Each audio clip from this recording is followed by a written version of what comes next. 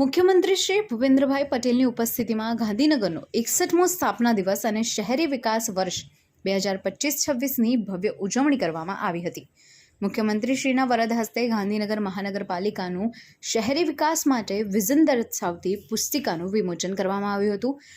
ગાંધીનગર મહાનગરપાલિકા દ્વારા શહેરના સેક્ટર 17 ખાતે આવેલા ટાઉન હોલ ખાતે ગાંધીનગરના 61મા સ્થાપના દિવસ અને શહેરી વિકાસ વર્ષ 2025-26ની ભવ્ય ઉજવણી કરવામાં આવી.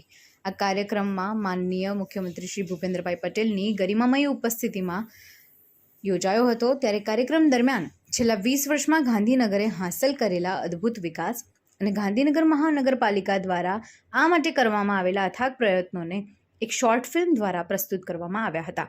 આ ફિલ્મે ઉપસ્થિત સૌને શહેરની પ્રગતિનો ચિતાર આપ્યો હતો. વધુમાં માનનીય મુખ્યમંત્રીશ્રીના વરદ હસ્તે ગાંધીનગર મહાનગરપાલિકાના શહેરી વિકાસ 2025-26ના વિઝનને પ્રસ્તુત કરતી એક વિશેષ પુસ્તિકાનું પણ વિમોચન કરવામાં આવ્યું હતું.